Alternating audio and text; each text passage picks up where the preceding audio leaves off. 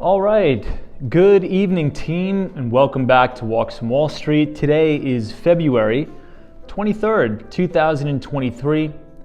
It's roughly 8:44 p.m. New York time. We are reporting live from 57th Street, Billionaires Row. Hopefully you all are doing well. Now, today was sort of a quiet day on Wall Street, and tomorrow is going to be the big day that matters because we get the most important piece for the inflation data. Okay, so last week we got the CPI numbers out. We did a deep dive into that. But tomorrow, and again, this is right as the market opens too, so 8:30 a.m. New York time, we are going to get the Core Personal Consumption Expenditure Index, or the PCE, that is coming out tomorrow at 8:30. And expectation is for an increase of 0.4%. And just to keep a note, that the PCE is the Fed's favorite inflation gauge, okay? So as we think about the trajectory of monetary policy moving down the line, tomorrow's probably gonna be a make or break day. So we'll talk about that. Now the PCE inflation rate should hit about 4.9%. That would be a deceleration of about 0.1% because the December PCE, in terms of the inflation rate, was right around 5%. We got to talk about GDP numbers because we did get a little bit weaker than expected GDP numbers for the previous 3 months. Now, the U.S. economy grew at a slower than expected pace of around 2.7%. Obviously, that is on an annual rate versus the 2.9% that was expected by economists, so that was the consensus. Now, I'm not surprised by that, and I don't think you guys are surprised by that either because we've been covering very closely the PMI numbers, right? And as we talk about the Institute for Supply Management PMI numbers, it's pretty much looking at the business cycle in real time, right? So as you see the PMIs roll over and become depressed, and over the past 2 months, we've actually switched, or flipped, I should say, from growth to contraction. So any reading below 50 signals contraction in the manufacturing sector of the US, and that makes up about 20% of GDP, so pretty significant there. Quick look at equity markets team. S&P 500 finished about flat, up about 21 points to 4012. If we look at the Dow 30, with the Dow Jones Industrial Average, we also finished about flat, but the Dow was pretty volatile today. We had about a 100-point intraday swing. Dow finished up 108 points, 33,153. And then last but not least, if we look at the NASDAQ composite, we were up about 83 points to 11,590. So if we take a quick look at futures, if we look at the S&P 500 E-mini futures contract, we're about flat. I think tomorrow is going to be a very volatile day either way, depending on how inflation numbers come out. So we'll talk about that. All right, everybody, let's shut down the computer here. Tonight we're going to be walking back to Penn Station. Now, I was thinking about it, and maybe if the internet is good, I'll be able to give you guys a tour, an exclusive tour of the brand new Penn Station. I'm really excited to show this to you guys because, as you know, look, I gotta be honest, and Penn Station has been a pretty big eyesore for a lot of us New Yorkers, but it's getting better, and I think the city is doing a fantastic job with trying to make Penn Station clean, trying to make it nice, and it's coming along nice. It's coming along great. I was there today, and hopefully if the internet works down there, I'll be able to show you guys. So Gregory, what's up? I see my friend Julia M. Good to see you. Richard Vogel, my friend Gigi NYC, the one and only War Walker from Miami, Florida. My God. Good to see you. Let me close up shop here. And we will be on our way. Now it's going to be a windy one. Obviously, you guys know we have huge winter storms sweeping across Canada, which is going to bring us some pretty heavy winds. It's going to start up in about a couple minutes, so hopefully you guys have your hats, your gloves, whatever you need, because this isn't Miami, Florida. This is a whole different animal. But I'll see you guys on the ground floor.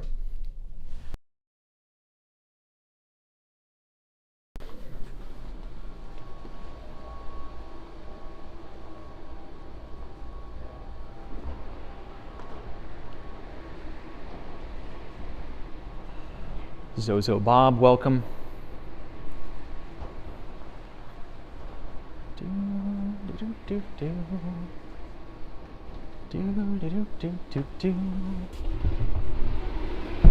All right, let's see how bad it is out. Wow, it's actually not that bad, team. So I want to welcome everybody to Billionaires Row. This is 57th Street. Wow, look at this. Before we jump right into it, look at the overcast today in New York. It was a very cloudy day, but it was kind of nice. But at night, it makes the city look like Gotham City. You have the gorgeous Central Park Tower, which was developed by the one and only Extel Group. Then you have 220 Central Park South. And then right here, this is my favorite, as you all know. This is 157, which actually doubles as the Hyatt Hotel. Now, speaking of Hyatt, it is a publicly traded company. The ticker symbol is H. Hyatt is trading near all-time record highs, near 52-week highs, as travel and hospitality remain a pretty strong and bright spot in the U.S. economy. Although, you know, maybe we'll cross the street here. We've never really walked down Billionaires Row on the other side. I should say on the northernmost side. But, you know, tonight, you know, we do have to just briefly discuss something. And that is GDP estimates came in below expectations. Consensus was for about a 2.9% annualized growth rate for the U.S. economy. However, didn't really make the mark there. Came in at 2.7%. But, you know, if we really drill down and look at some of the bright spots in the economy, in the U.S. economy to be specific, it seems as if, you know, hospitality, dining out are actually pretty strong. And there was a really good post on Twitter today that sort of was explaining a potential reason for this. And I think I agree. And we've talked about it on the stream many times as well. And that is, I think people are still, quote unquote, pent up from the pandemic, right? We were all locked down for about 2 years. Nobody could do any international travel. Nobody could. Oh, really quick, guys, check this out. This is the backside to the south side of the JW Marriott Essex House. It's a really, really nice shot. And this is another unique shot of 157. So I think what's happening is now that the economy is open, I would even say the world economy is open, especially as you think about China, right? So China is finally back open. They have ceased their zero COVID policy. So I think you're going to start to see a lot of spending activity, a lot of economic activity coming from Chinese nationals too, which is good. I mean, it's good to see. So, you know, every time we walk past the restaurant, every time we walk past the hotel, especially in Miami and New York, it seems to be pretty packed. You know, I was out today in Midtown Manhattan. I went out to lunch. I had a really, really good time. And the restaurants were really packed, guys. So, you know, we do have bright spots within the economy, and as I always say, there's always a bull market somewhere. You just need to know where to look. Hey, Bree Grams is here. What's up? Good to see you, Bree. Dan Zhang says, hey, Tom, is there a reason that the markets was literally swinging back and forth all day today? Yeah, I mean, Dan, you're right, and I think everybody's just trying to adjust their portfolio for tomorrow's inflation number. Obviously, the PCE is going to be out tomorrow. Now, this is 111 West 57th Street, and this is one of the newest additions to Billionaires Row. They also call it the Steinway building. And this is actually going to be the front door, but I think this is the retail space here. Very, very unique. It's right next to the Quinn Hotel, which is also the Hilton Club. Hey, DWG is joining us. Good to see you, DWG. William Brooklyn is here, checking in from Brooklyn, New York. Please have a fantastic night. I appreciate that. Thank you so much. 446 says, Tom, what happened with Dutch Brothers? Bad day for the stock. Well, they reported a meh earnings report. It wasn't really stellar. Now, if you think about, you know, some of the stocks in that industry group, really quick, this is 6th Avenue here, Avenue of the Americas. on the corner of 57th Street. Now, if you think about some of the other stocks within the industry group, for example, Wingstop is another one of those QSR style restaurants, which actually reported a pretty strong quarter. I think earnings were up over 150%, and this is the third consecutive quarter of accelerating earnings and accelerating sales. You know, Dutch Brothers just doesn't have the earnings, right? And if you look at MarketSmith, or you have your Bloomberg terminal up, or whatever you use to look at markets or analyze earnings, I think Dutch Brothers is still in a full-on growth mode. So what they're doing, and this is just what I'm speculating, right? If you look right down here, this is Radio City Music Hall all the way down the street here. Now, what I think they're doing is they are giving up profitability at the expense of market share, right? So Dutch Brothers, I mean, without saying it, you know, they want to take on the same trajectory as Starbucks, right? Exponential growth, breaking into other markets. And, you know, as you do that, it's going to cost you profitability. Now, check this out, everybody. It's so cloudy here. Does anybody know what building is missing? I'm gonna see if anybody could guess. Now, this building is Trump Tower, okay? But there's supposed to be a building right here that we could see, but it's so cloudy, we can't see it. It's kind of crazy.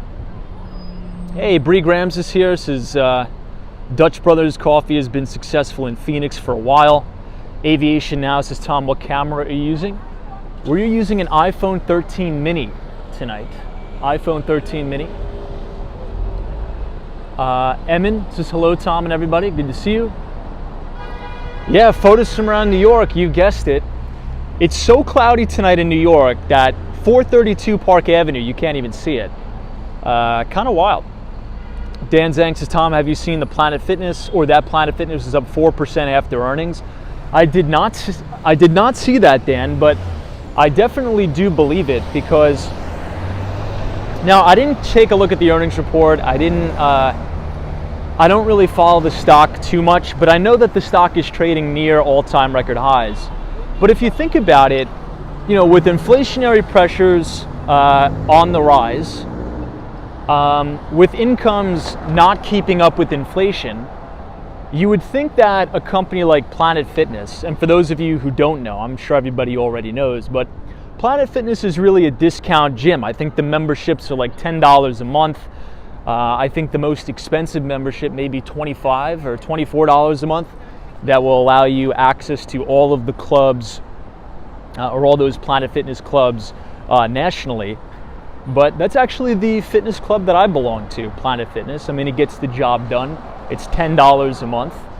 So I think in this environment, they would perform rather well.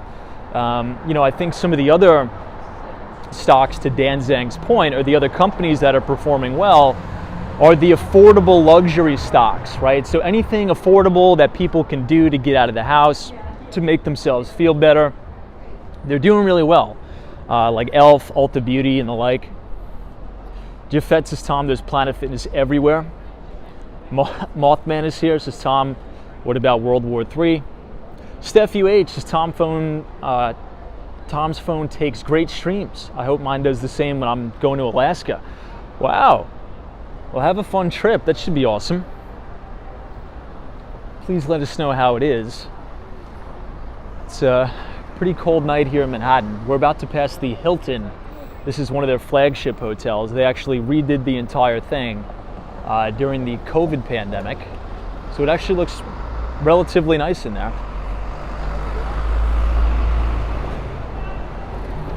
Dan Zhang says, Planet Fitness business model is brilliant, although you're paying $20 a month for nationwide access. Yeah, 95% of the time you're only going to visit one branch. And also the other thing is, you know, to Dan's point, a company like Planet Fitness, they know that they can oversubscribe members to the gym. Because the vast majority of people, right, if you look at the data, they sign up for the gym and then they never go, right? So Planet Fitness and many fitness institutions are actually banking on you signing up for the membership and then never showing up to the gym. So it's kind of funny. Planet Fitness business model is meant to oversubscribe people to their gyms, which is kind of funny. This is the 57th Street subway station. You could take the F train up or downtown from right here. This is one of the new sort of subway terminals here in New York.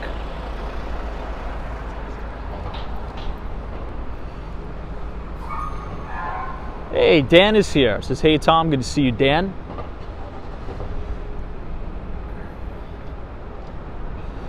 TC, so speaking of Planet Fitness, someone told me Planet Fitness hats in Times Square during New Year's Eve are made out of diaper material. Can you confirm that that's accurate? Well, it's actually funny because I wasn't in Times Square for New Year's Eve. If you guys remember, we were streaming it. We were a little bit further away. But after the New Year's Eve celebration, I actually found one of those Planet Fitness New Year's hats on the ground, and I kept it. I made sure I washed it. It's probably been through hell and high water, you know, in New York's New Year's Eve celebration, but I actually have one. I think it's kind of cool. I don't really remember it being made out of diaper material, but who knows. Really quick, this is Alliance Bernstein, major money manager on Wall Street, but there's another very notable hedge fund that is actually based out of this building right here on Avenue of the Americas, and that is Fortress Investments. So Fortress Investments, for those of you who don't know, maybe you've heard of the name Michael Novogratz, maybe yes, maybe no. Well, Mike Novogratz got his start at Goldman Sachs. He worked all his way up to managing director, and then he left to work at Fortress. He made a ton of money there, and now he actually has his own firm called Galaxy Digital. And, you know, rumor has it that Galaxy Digital headhunts a lot of junior investment bankers from, you know, bulge bracket investment banks like Goldman Sachs, Morgan Stanley, and the like, to work for Galaxy Digital. And what they do is they help institutional money managers and clients get exposure to the cryptocurrency market. So a little bit interesting there. And I've been noticing this trend too. You know, a lot of major titans on Wall Street are actually starting to make their way out of traditional finance and to the crypto world, which maybe is an interesting trend to watch. Jafet's NVIDIA has been on a streak this week. Yeah, you know, NVIDIA posted pretty good earnings, but the guidance I thought was mixed, and I thought was a little bit troublesome. But I think tomorrow, you know, I'm reading some of the comments here, and a lot of people were saying, you know, Tom, today the markets were all over the place. I think the Dow 30 had a 200 intraday swing. And I think that's because a lot of traders and a lot of money managers on the street are trying to position themselves for tomorrow, right? So tomorrow we are getting the Federal Reserve's most favored inflation gauge out, and that is the PCE. But really quick, very seldom do I show you guys this building because, you know, we walk down Billionaires Row, which is on 57th Street, but if you walk a couple blocks down, okay, I would say adjacent to the flagship Hilton Hotel, this is actually another very famous building here. It's technically a part of the Billionaires Row series. It is 53 West 53. Now, take a look at it, check it out, and the reason why I think it's so interesting is because MoMA, the Modern Museum of Art, very famous art museum here in Manhattan, is actually attached to this building. So I think what we'll do is we'll sort of take a walk around the block, but imagine the views you have from this building. North-facing views, you could see all the way uptown to Central Park. Obviously south-facing views from 53 West 53. You can pretty much see all of the major buildings, right? You could see 30 Rock, you could see the gorgeous Chrysler Building, the Empire State Building, and if it's a clear enough day, probably not today because it's so cloudy out, you could see all the way to One World Trade Center and Statue of Liberty. Kind of cool. Hey, Michelle K is here. What's up? This is Hello Tom and team. What's up, Michelle? Happy Friday Eve to you. Mimas is love MoMA. It's a beautiful building, beautiful art museum. As we continue to walk eastbound, you'll actually be able to see the back entrance of MoMA. I'll show you guys in a minute. Now, when it closes, they actually put gates down. Oh man, what is that guy doing?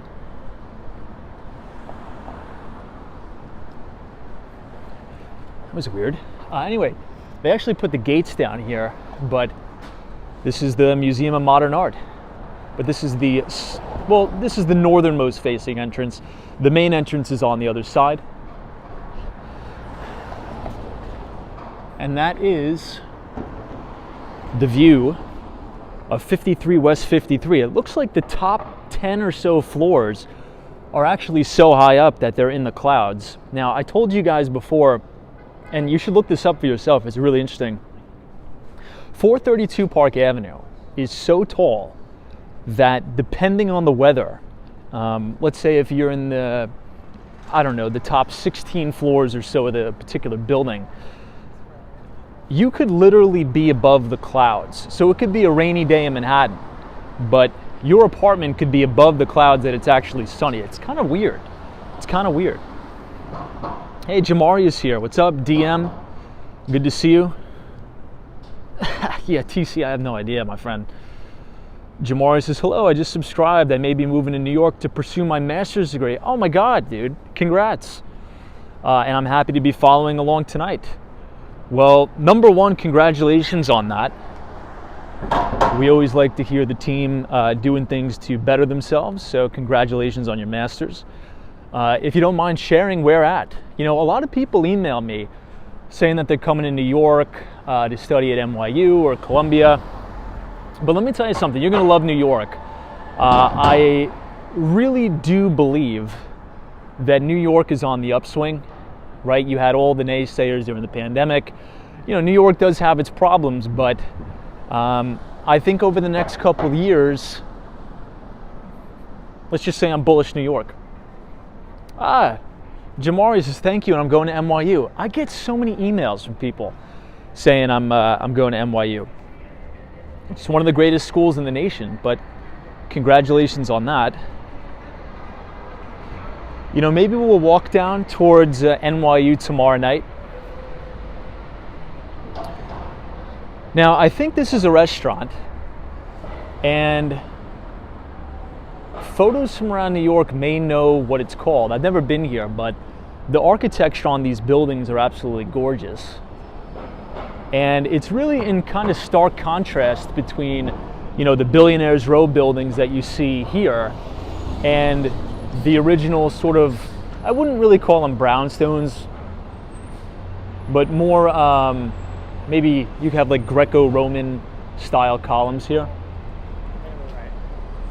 It's a really, really nice contrast. Now that we're speaking about real estate, billionaire investor, I think he is the richest man in Mexico, Carlos Slim. He's actually selling his mega mansion here in New York City. I think it's listed for 80 million. Is that correct, everybody? I think one of you actually sent me the listing in my email, but my God, is that a gorgeous, gorgeous piece of property.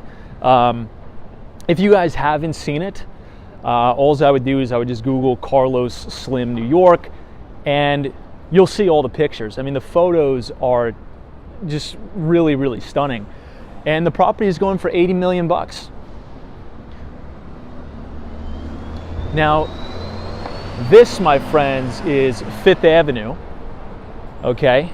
But on the corner of Fifth Avenue is the University Club. And we talk about this building a lot. This is a very exclusive and very discreet club here in New York City.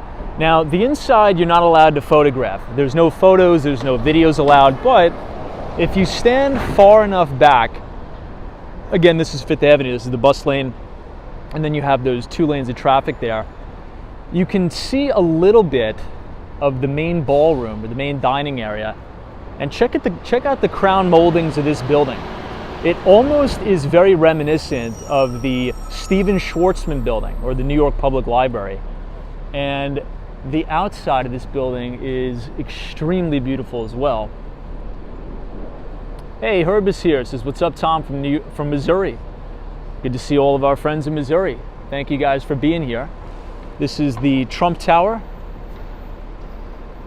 right here on 5th Avenue as well.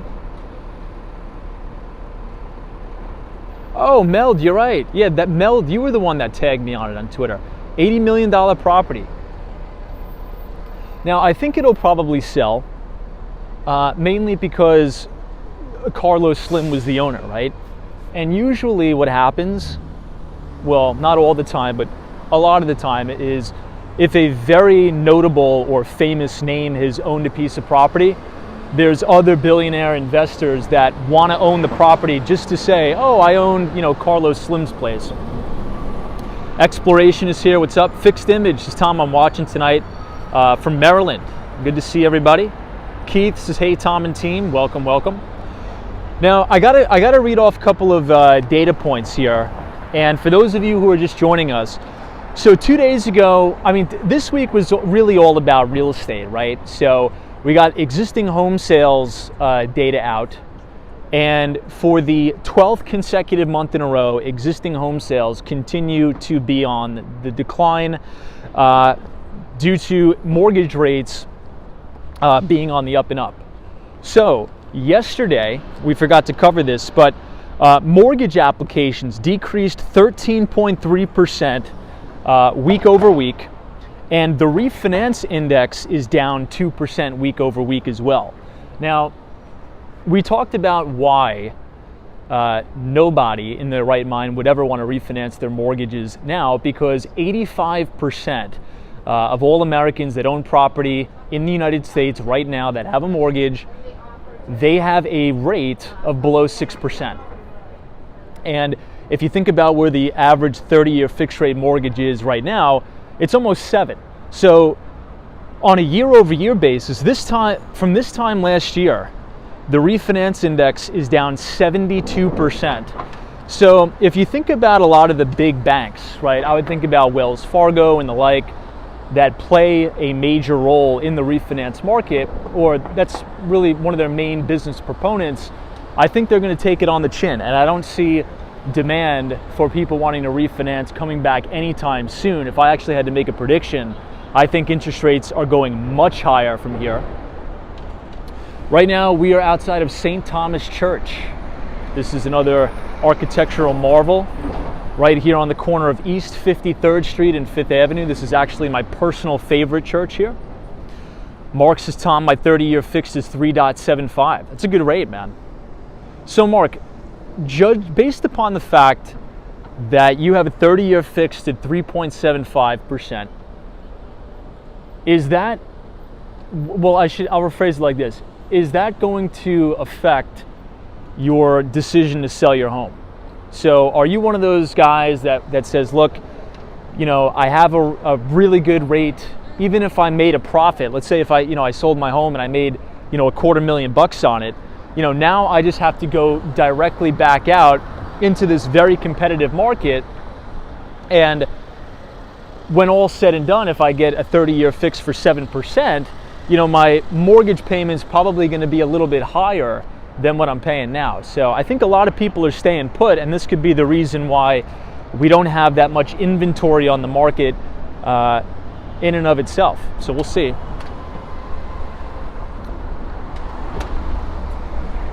Mark says yes, and also we got our house cheap during the new construction. Very good. Hey, Fixed Images here. Good to see you. Ed T says I think he bought it at half of that, so very great investment.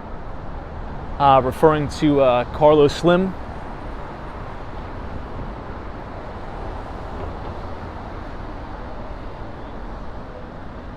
This is the Ferragamo store here. Now, if you guys type !MBA in the chat, I want to show you a very interesting data point that comes out of the, hold on one second.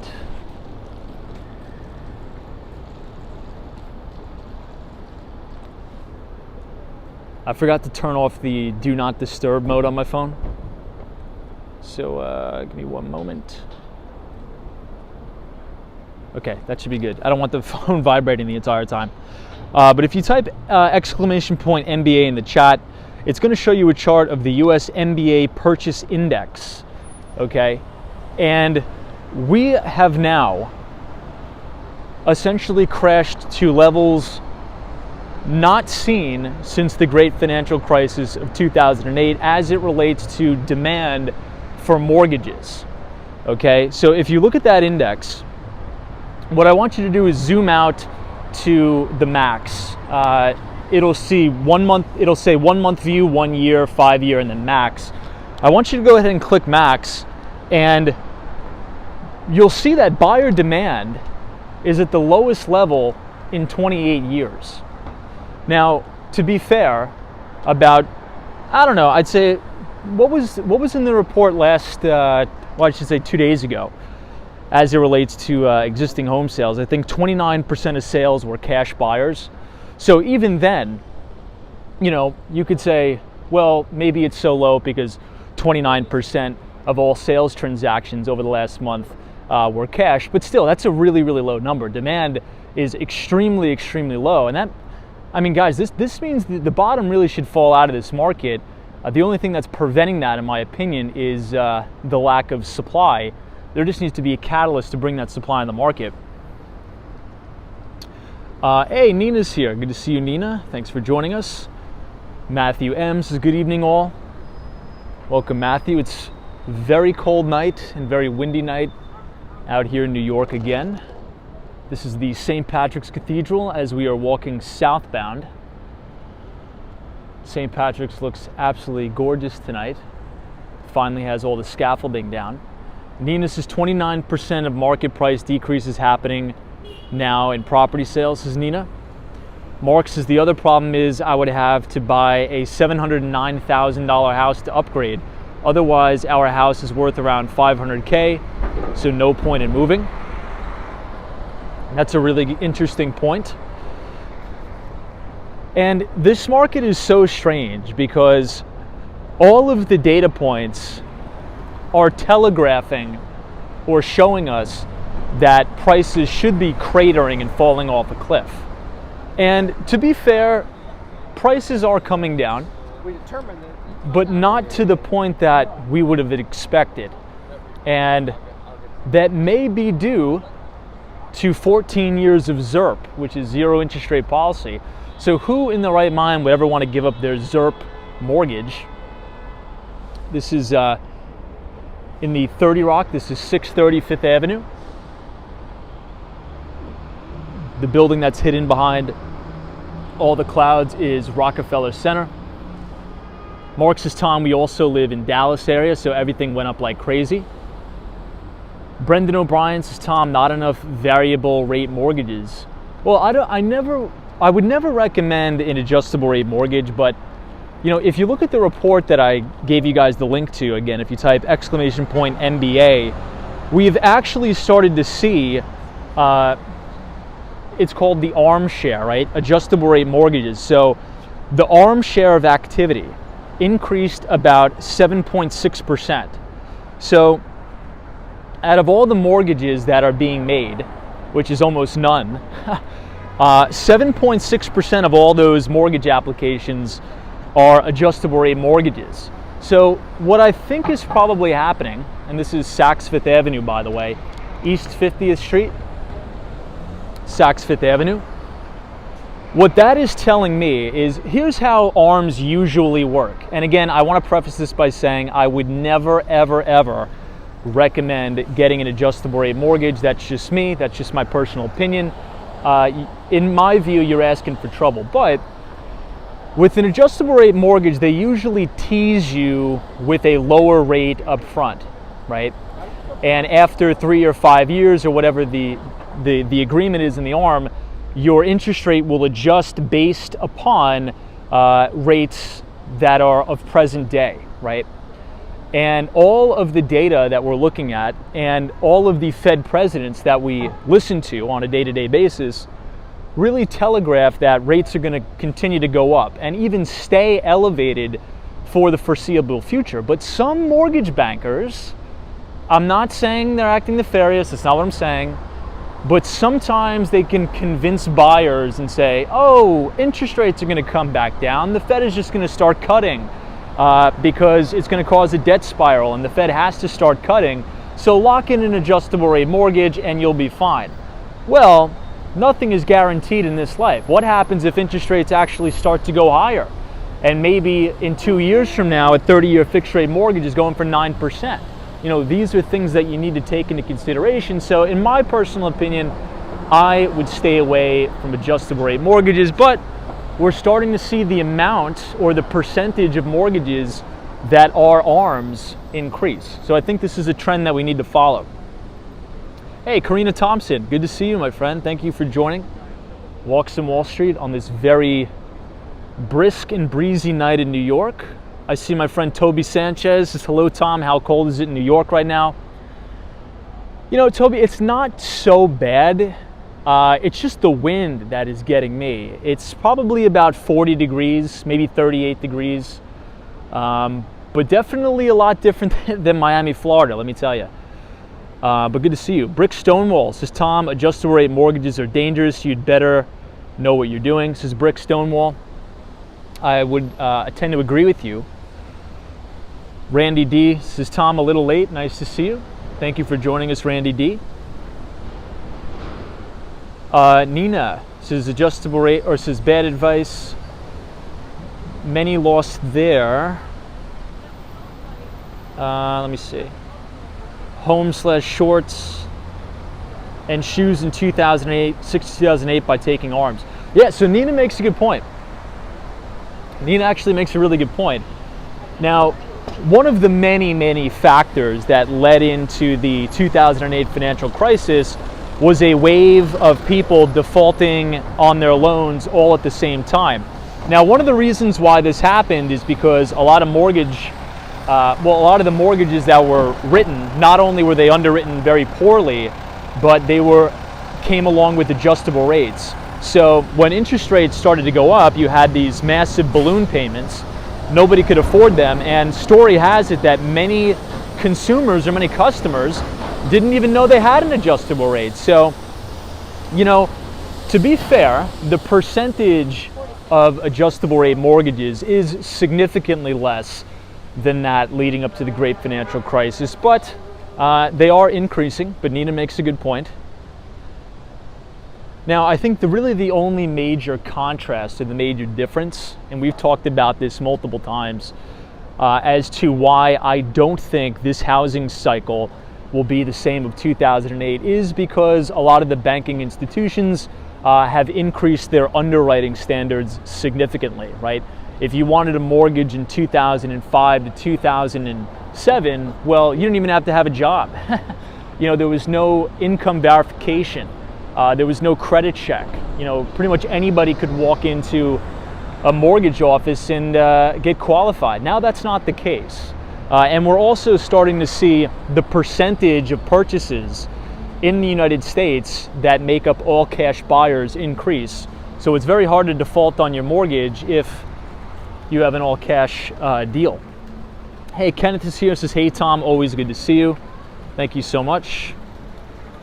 David Pershing says, poorly written. You are being very generous, Tom. Yeah, I know. 2008 was a disaster for sure. Michael Joseph says, the ninja loans. Hey, Mac Jack says, hey Tom, from 70s, from DC. Snow this weekend? Oh yeah, that's right. It's gonna snow where you guys are. That's not for me, but TC says, Tom, adjustable rate mortgages were popular in 2004.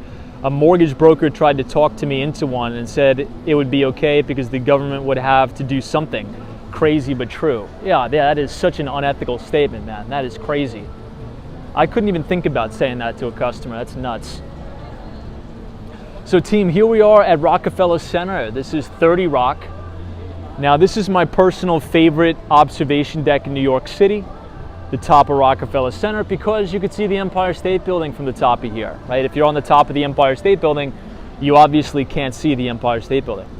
Hey, Lil Yell 69 is here. Says, Tom, I'll be in the city for about 2 weeks.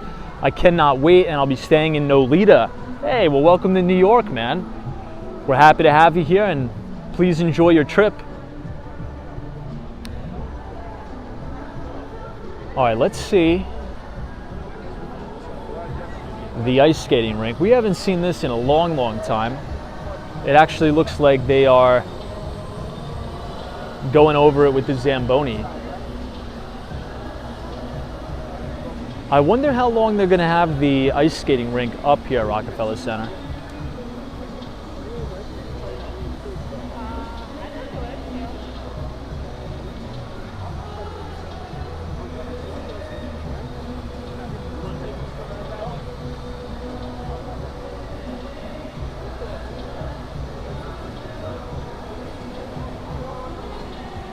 Yeah, Jenny Trickett makes a good point.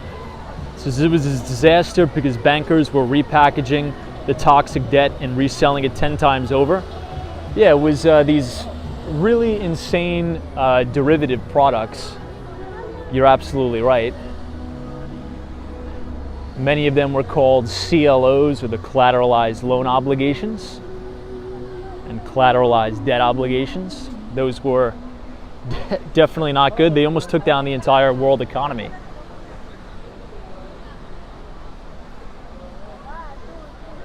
Well, Rockefeller Center looks beautiful tonight. They still have the trees lit up, and you have all of the different flags here.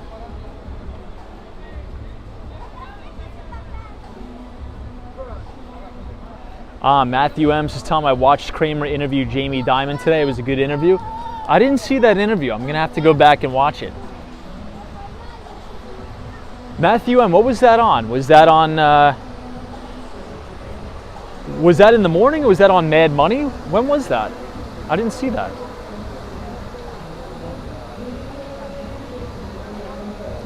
Hey, Hawaii is in the chat. Good to see you, Hawaii. Welcome. Michael Joseph says, Jamie Dimon said the Fed can't control inflation. He's increasing loss reserves, and JP Morgan's earnings are terrible. Well, a lot of banks started to do that during the pandemic, right? Once the pandemic hit, all of the major banks started to increase their loan losses or their reserves, because the thought process there was, oh my gosh, the country is going to go into lockdown. Everybody's going to start to default on their credit card debt. Everybody's going to start to default on their mortgages. But what I think a lot of people weren't expecting is the government and the Federal Reserve to come in with such force and provide a lot of monetary and fiscal stimulus. So over the past 2 years, a lot of the banks actually had really, really good earnings because they were starting to pull a lot of that cash back on and taking it away from the loan reserves. But I'm going to have to check out that interview. Jamie Dimon is one of those, I would say, major Wall Street CEOs that I respect the most. I think he's the most moderate and most reasonable out of all of them, in my opinion. All right, this is West 50th Street. Now we are going to head towards Radio City Music Hall. But I think tomorrow, as we're speaking about the Fed, tomorrow is really going to be the day, right? Because at 8:30 a.m., so 8:30 New York time, we are going to hear from the Core Personal Consumption Expenditure Index, or the PCE. That index is out tomorrow at 8:30, and that is the most important inflation index as it relates to the Federal Reserve. So the Federal Reserve will put more credence and more weighting on the PCE as opposed to the CPI or the core CPI. So if we want to speculate where rates are going to go, right, if you think the Fed's going to start to cut, if you think the Fed is going to go even bigger at the next FOMC meeting, which is actually coming up in 2 weeks already. Can you guys believe that? February is almost over. I can't even believe that, but that's good news because I can't stand the winter. We only got, 4 days left of February, and then we're done. Wow. Anyway, FOMC meeting is in March. If you think the Fed's going to go big with the 50 basis point rate hike, I think you need to be locked in tomorrow. I think you really need to be paying attention. Tomorrow's live stream, we will be exclusively covering the PCE report. Now, in all fairness, right, not to be too gloom and doom, the PCE inflation rate last month was 5%.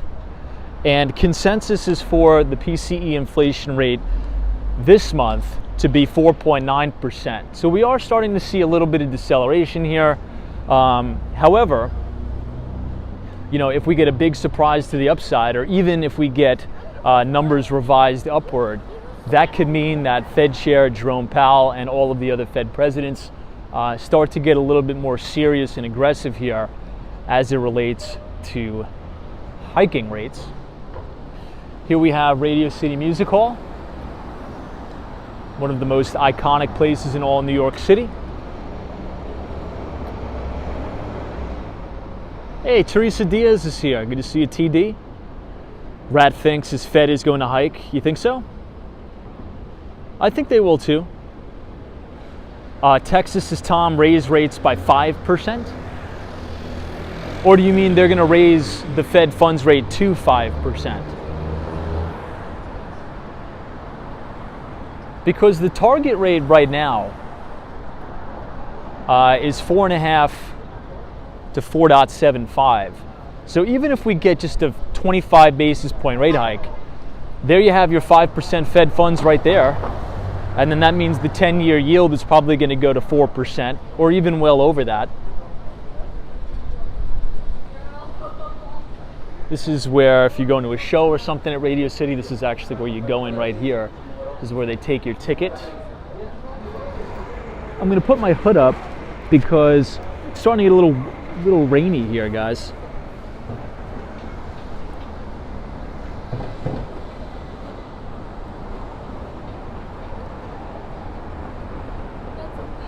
Hey Kyle, says when will it end is the question. Well, when will they stop raising rates? I honestly don't know. The only thing we could do is look to the futures market, and futures says that rates are going to continue to go up through 2024. Michael Joseph says, Tom, Jamie Dimon said he thinks Fed funds rate will hit 6% in the interview. I think 6% at minimum. Yeah, I mean, you know, it's going to be interesting to see how a lot of companies adapt to an environment of no ZERP, right? I think a lot of these companies, and a lot of people too, a lot of workers and a lot of founders, a lot of entrepreneurs are so used to operating in an environment of fiscal stimulus, of quantitative easing. You know, it's a completely different ball game when money is expensive. So, you know, this could also be a positive if you're an avid saver, right? Let's say if you save a lot of money. You know, right now, you know, I was looking today, everybody, as we're looking at Radio City, you know, I was looking at a couple money market funds at Charles Schwab, right? Just looking around my brokerage account. And you could just park your money in a money market account and earn 4.5 to 5%. So, you know, if you look at the data, it doesn't necessarily mean that equities are not going to perform well, because there's been times where money market funds have yielded significantly more than that, and equities also performed well. But I think this is kind of a relief if you're a saver, if you do the right thing, if you go to work every day, you make your money and you save it. Now at least you're actually earning a little bit of yield on it. And if the Fed is correct, right, because we're hearing from the Federal Reserve that, you know, they are confident that they can bring inflation back down to their 2% target, assuming that they're right. Okay, let's assume that they're right. Well, that means you're actually getting a positive real rate of return, right? So the most important thing that we want to look for is real rates, right? So factoring in inflation. So let's say if the inflation actually does come down to 2%, and you can earn 5% in a money market account, well, that's pretty good. That's pretty good. So, I don't know, maybe it's not all bad, it's not all doom and gloom. I don't think it's going to be Armageddon, but who knows. Rat thinks as I do like the 4.4 to 5% for a CD. Yeah, I was looking around. I think the highest interest rate for a CD that I've seen so far, guys, was 5.2% for an 11-month CD at Capital One. I think that's the best one I've seen. So this is Ted's Steakhouse. I've actually eaten here once. It's a pretty cool place. It's right across the street from UBS. Ted's Montana Grill. Hey, Otto is here. What's up, Otto? Thank you for joining Walks on Wall Street tonight. Appreciate it. Eric is here. Hey, what's up, Eric? Eric Mendoza, welcome. We are standing outside of the UBS building, and the brownish type of reddish building that you guys see in the center of your screen is actually a French investment bank by the name of BNP Paribas. Richard Vogel is here. What's up? Hey, Ryan Beck says, I ate there once, Tom. Turned my world upside down. Well, it's right next to the Capitol Grill, which is a little weird, right? So Ted's is right next to the Capitol Grill. Capitol Grill is another pretty good steakhouse. Now, I haven't been to this Capitol Grill, but I've been to the one down on Wall Street. Well, technically it's not on Wall Street, but it's right next to the New York Stock Exchange. I guess you could say Broad Street. But these are really famous places here. Now, I do have a recommendation for you guys. And this is my personal favorite steakhouse. And I know this is probably going to be pretty controversial in the chat, but I think I'm going to stand by it. So my favorite steakhouse, let's just say in Midtown, okay, because I know everybody's going to start freaking out, is right down here.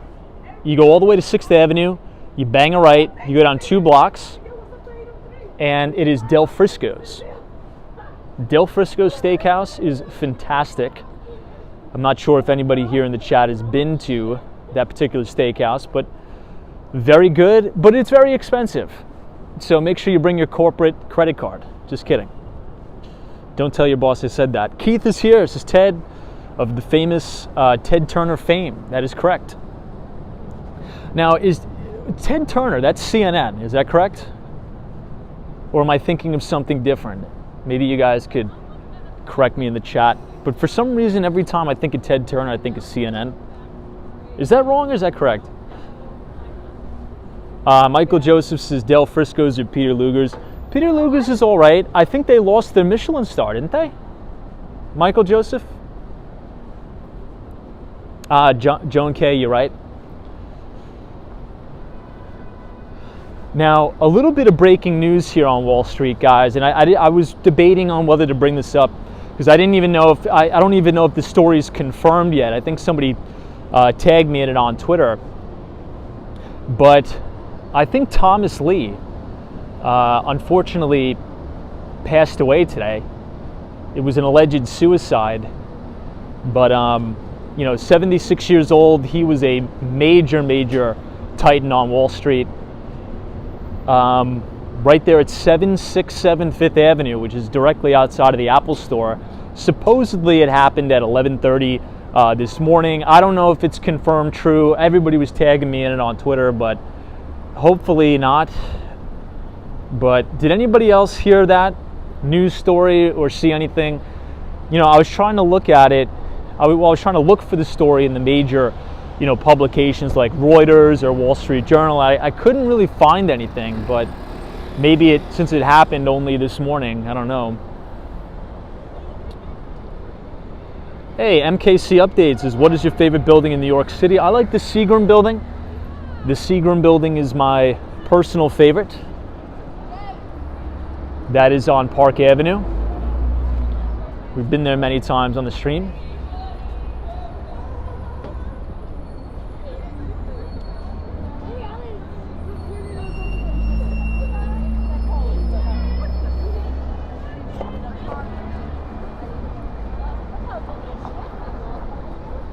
All right, let's actually make a left. I'll take you guys past the old Lehman Brothers building. This is now Barclays, which is a major British investment bank. Wow, YouTubers, as the New York Post confirmed it.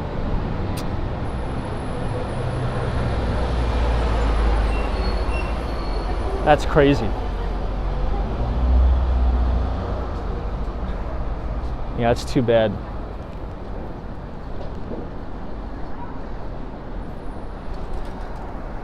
So this is 7th Avenue, everybody, on the corner of West 51st Street. You were looking directly into Times Square here. Yeah, Brad's brain, isn't that crazy? I don't know, man. You never really know what's going on in people's lives. It's sad, man. It's sad. It's sad for the family too.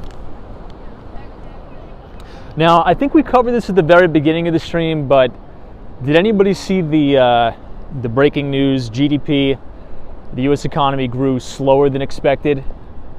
GDP numbers came in at 2.7% versus the 2.9% that were expected. Now, this is why it is so important, because if you think about what we talk about a lot on the stream, when you're building an investment thesis, what I like to call a systematic framework for investing, essentially what we want to try to do is try to look at leading economic indicators and see if we can predict GDP growth in the United States, because generally speaking, if GDP is growing in the US, well, that means most of the time corporate earnings will also benefit in a very positive way. And if corporate earnings are increasing and going up, well, S&P 500 returns should be positive. Now, one of the most important leading economic indicators, in my view, is the Institute for Supply Management PMI numbers. And we've talked about this almost to the point of ad nauseum now. And the PMI numbers essentially is the business cycle, a visual of the business cycle. So every single month, the first business day of every single month, we do a deep dive into the PMI report from the Institute for Supply Management. And for over a year now, the PMI numbers have been decelerating, and they've actually just flipped negative for the past 2 months. So there's really no surprise, I guess, in a sense, why GDP numbers are coming in below expectations and are being revised down. Because if you look at a lot of the leading economic indicators, it has essentially been telegraphing this and forecasting this for about a year. You know, we could say the same thing about the housing market, right? You know, one of the things we like to look for is existing home sales. Existing home sales came in for the 12th month in a row of existing home sales declines. Now, here's the interesting thing about tomorrow. Now, I know tomorrow is all about inflation. Yes, we get the PCE out tomorrow. I understand that. It's going to be very, very important. But we also get new home sales data out, I think at 11 o'clock, right around there. So it's going to be interesting to see if new home sales are actually coming in pretty strong. We heard from Toll Brothers yesterday, ticker symbol TOL, and the CEO actually sounded a little bit upbeat, and he said despite the fact that, you know, interest rates have continued to go up over the past week, this past week at Toll Brothers was the highest demand that they've had all month. So, you know, maybe we'll start to see some activity pick up here in the housing market. Who knows? Michael Joseph's was revised down from 2.9 to 2.7. Ryan Beck's is really showing off. Brad's brain says, yes, GDP is going to slow. I think 23 is going to start to slow. Interestingly, shippers were up today. Ryan Beck's is Times Square twice a week. Yeah, that should satisfy the quota for the year. You know, I don't know what it is either. Yeah, this is the second time we've been in Times Square this week, and usually we try to avoid it, but I don't know. I don't know I have like this gravitational pull tonight to Times Square. We'll see what's going on. It doesn't seem too crowded, right? For a Thursday night, it seems fair. I wouldn't say it's super crowded here. For a Thursday night, I think it's normal. I wouldn't say it's crowded. I wouldn't say it's dead. I'd say normal. But if you guys are enjoying the live stream so far tonight, feel free to leave a like on the video and click the subscribe button if you're new. We do these live streams about 5 days a week between New York City and Miami, and we'd love to have you guys join us along for the ride. Now, I thought I read an article that they were going to close down the M&M store. Maybe I read it wrong.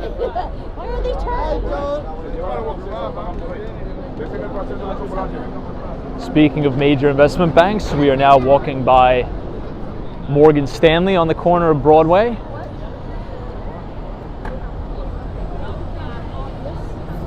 Hey, Sunset Blue, what's up?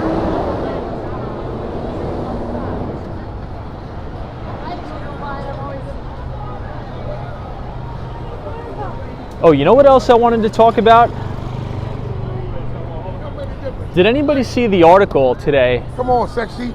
That Target is investing $100 million into next day delivery or same day delivery. Did anybody hear that?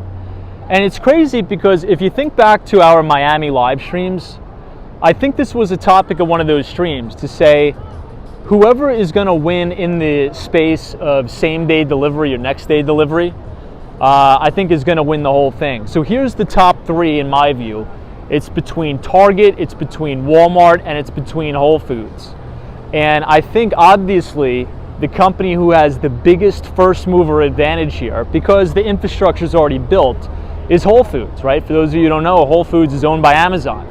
So I think as consumers have this like crazy raging thirst to get everything instantaneous, you know, if I can go to Walmart.com and order something and it gets there same day or next day, why in the world would I want to shop at Target? Why in the world would I want to shop at Whole Foods? So I think the person who could solve same day delivery and next day delivery as it relates to grocery as well is going to win it. However, this is probably a huge loss leader for these companies.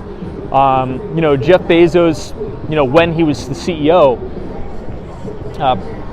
prior to the current CEO, he actually would say that, you know, same day delivery and next day delivery is a huge loss leader for Amazon. They really use it as a marketing tactic to get people in the system and hopefully pay for Amazon Prime and the like. Hey, Brad's Brain says, dude, I had groceries shipped to my house today because I knew I'd be time crunched tonight. Really crazy. All Amazon and Whole Foods. Wow. So Brad's Brain, this was same day, right? You ordered it online and the groceries arrived same day. It's actually pretty good. Ryan Beck says, as one who frequently uses grocery delivery services, I love more competition coming into the market besides the like of Instacart. Instacart, you're right. I don't think I've ever used that. Now, here's what I think some of these businesses should do, like Target, Walmart, and Whole Foods.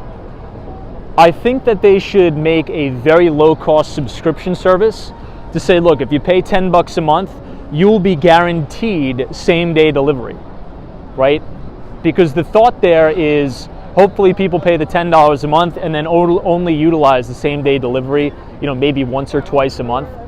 But if they just go in full bore into the market and say, hey, you know, shop at Target, shop at Amazon, or excuse me, Whole Foods rather, because we have same-day delivery, I think that they're going to take an absolute beating to gross margins. So I would actually do it as like a subscription or a SaaS service.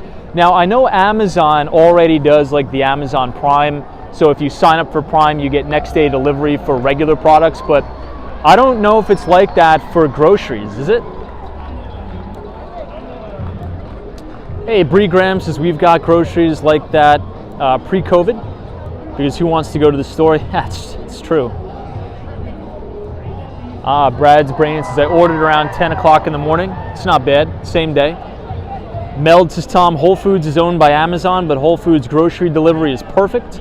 Amazon Fresh always looks like it was run over by a truck and thrown at my doorstep. Really? Jeez.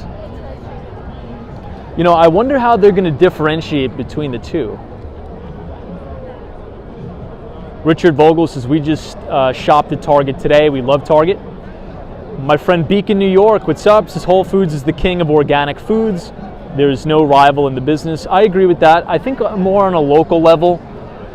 Maybe you would agree with this. I would say Wegmans is probably up there, but All right, team, here we are in the heart of Times Square. I take back what I say. It is actually really packed here today. Look at all these people. I think this is probably the most packed I've ever seen Times Square since the holidays. And I mean Thanksgiving and Christmas time.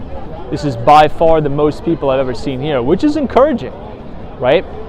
And it's funny because we were just talking about hospitality, right? Think about the non-farm payroll numbers that came in that we were just talking about. The vast majority of those jobs that were created were in hospitality. The restaurant business, the hoteling business, and a lot of the hoteling stocks are trading near all-time record highs. If these people are all tourists, which I'm assuming they are, they're probably staying at hotels or Airbnbs. Interesting.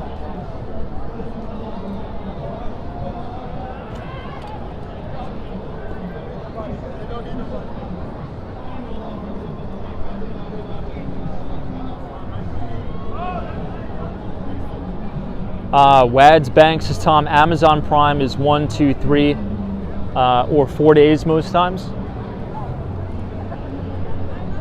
I also think it may depend on where you are. Now, to be fair, right, and I was actually talking to some of my Korean friends about this, because if you live in Korea, anything you order literally gets there either same day or the next day. And I'm talking about literally everything. But you kind of gotta think about it rationally here, because Korea is a very, very small country and the United States is absolutely massive.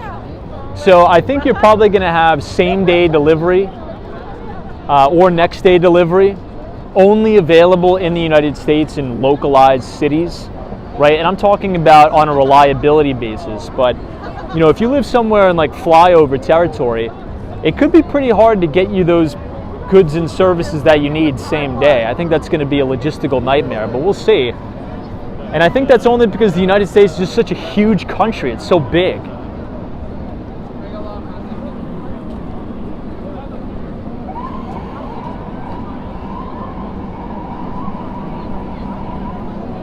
Yo, Joseph Hardaway. So what's up, Tom and chat? Good to see you.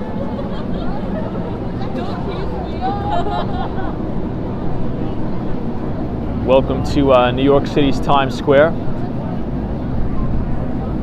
Now, I think the most interesting thing that came out of Walmart's earnings report was the CEO came on the call and he said, we are continuing to see this trend of more wealthy shoppers choosing to shop at Walmart.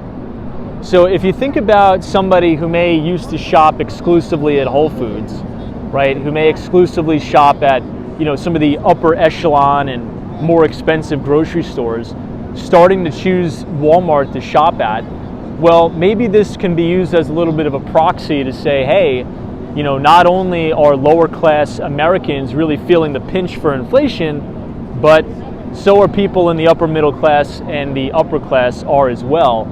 I thought that was interesting. This was the third consecutive earnings report that the CEO came on the call and said that. Hey, Tim is here. Says, Tom, I've used Amazon Fresh twice, and both times the groceries were delivered by 7 o'clock the next morning. That's good data. And how were they delivered? Because we had another commenter saying that every time they use Amazon Fresh, it seems as if the delivery driver, you know, curb stomps the groceries. Hey, Western Mass Dave says, holy cow, Times Square. What's going on with you, Tom? I don't know what's going on. I have like this gravitational pull to Times Square tonight. I don't even know why I'm here. But you know, it's kind of nice to be here once in a while. Here you can see the ball that they drop on New Year's. Wow, John says, dude, $17 for chicken breasts at King's, really? Now, are you talking about like one of the rotisserie chickens? Well, let me try to wipe the camera here, because that is expensive. Hey, Sunshine After Rain, welcome. Thank you for joining us here. DWG says, Tom, Australia wants to limit Airbnb to max 90-day rentals.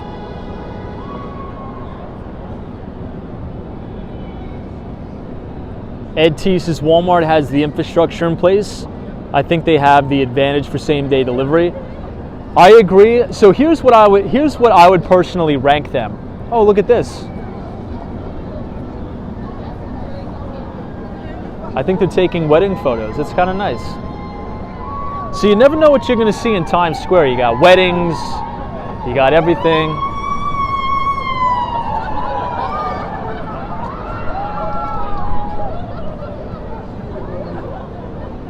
Man, they must be freezing because, guys, it's cold out tonight, and these women are walking around in dresses.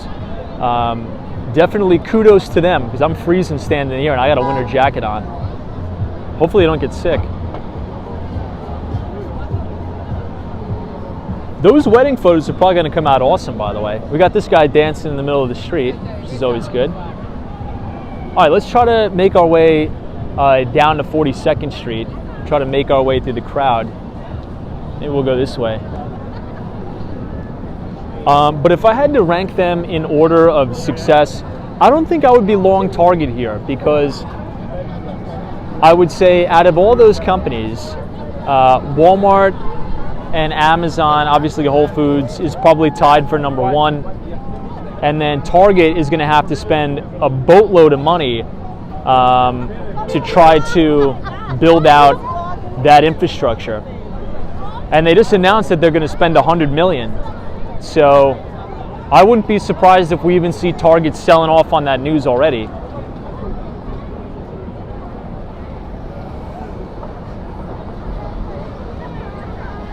Hey, Joe Driver, good to see you, my friend.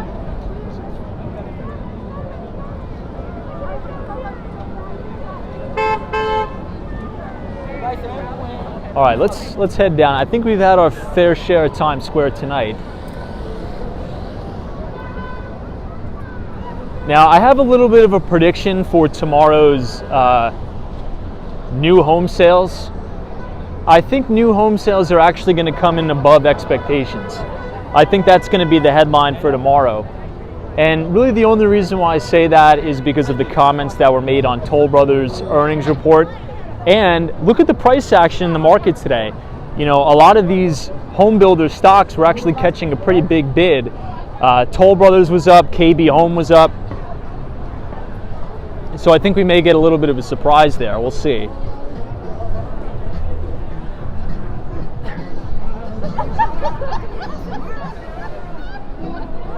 All right, let me give you guys one more look at the ball that they drop on New Year's. They drop it right here at 1 Times Square. And then you actually have the CNBC studios right across the street here. Hey, Tiffany Allen, good to see you. Lillis is Tom. Target has been very competitive lately. Have been favoring them over Amazon. Wow. So, Lila, are you talking about online, like e-commerce, or you just prefer to go into a Target as opposed to a Whole Foods or something like that? I don't really order anything online. That's kind of the weird thing about me. I think since I'm always on the go, I just pop into a store or something like that. But, you know, I was at the Time Warner Centers, Deutsche Bank Towers today, and Whole Foods was packed as always. Now, you guys know the most expensive Whole Foods in the country, in my view, is the one in downtown Miami. I mean, that place is ridiculous. You know, you could walk out of there, you know, spending $100 and you didn't even know what you bought.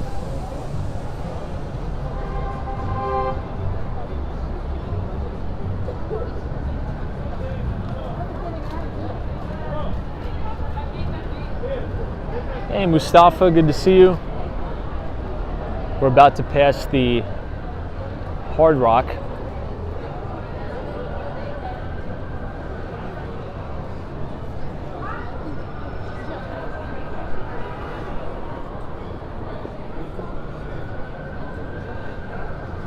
Oh, Prince Ice. I think you're talking about Alibaba. So guys, I'm completely forgot to mention that. Alibaba reported a very, very strong earnings report. Did anybody see that? Alibaba reporting a very, very good report, and we were sort of speculating this, right? You know, over the past couple weeks, we've been saying there may be a new bull market in China. As I've been saying, there's probably a bull in the China shop. And I think the main catalyst for this, everybody, is the conclusion of the ridiculous zero big C policy in China. China's opening up, whether you like it or not. China is opening up. So Alibaba posted a great quarter.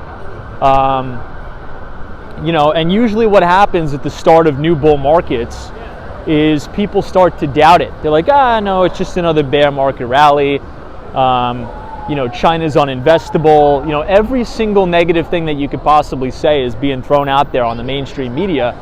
But fundamentals are improving, right? Fundamentals are improving. Now, here's what I would say. In my view, the biggest threat to the China bull thesis right now is if China starts to get too buddy-buddy with Russia. And if China pledges, well, let's just say if Xi Jinping pledges support for Russia in the war with Ukraine, I think you could see the Hang Seng Index down, you know, breaking circuit breakers. But as long as that doesn't happen, and as long as they stay neutral, in my view, I think this market has ways to run. So, I don't know. We'll keep an eye on that. Ray Dalio spoke about it the other day. Ray Dalio is the CEO and founder of Bridgewater Associates. And, you know, in the video, it actually looked like he was broadcasting from the Hudson Yards. I'm not sure if Bridgewater has an office in the Hudson Yards, but it sure looked like it from the view. Here we have the NASDAQ CNBC studios. This is where they shoot Squawk Box. So oftentimes you'll see, you know, Andrew Ross Sorkin sitting right here. This is where they film it. The backdrop is Times Square.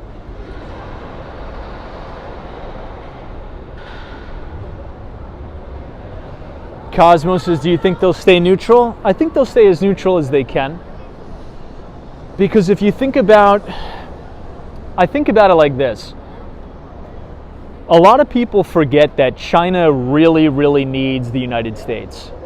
Now, many people would argue that, what? China doesn't need the United States. What are you talking about? Well, the United States is China's biggest consumer, right? China makes all the goods and we buy all their goods, okay? So if we get into very, very poor relations with China, the Chinese aren't stupid. They want to make money. You know, they want China to prosper. They want mainland China to prosper. And the United States is pretty much their main economic engine driver, right? Whether you want to believe it or not, we are. We literally purchase, just look at, I'll put it like this, very simple. Look at our trade deficits, right? Look at the trade deficit, and that's my answer about it.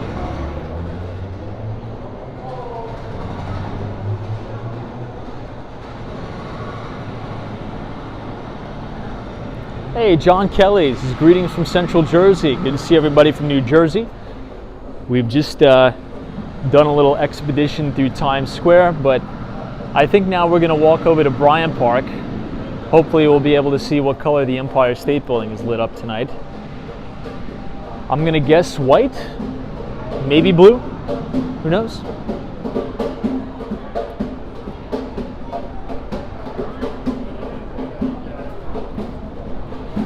Iris Lou says, we need China more than China needs us.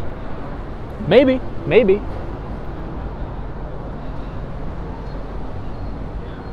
Good to see you, Iris.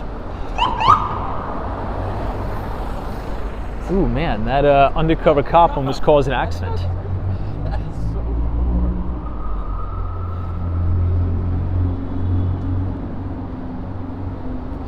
Hey, Tailwind77 says, love Miami, but New York City, so much more. Good to see you, Tailwind. I could say this, I like walking around in Miami a lot more. I enjoy it more during the winter. It's quite brutal walking around in New York City during the winter.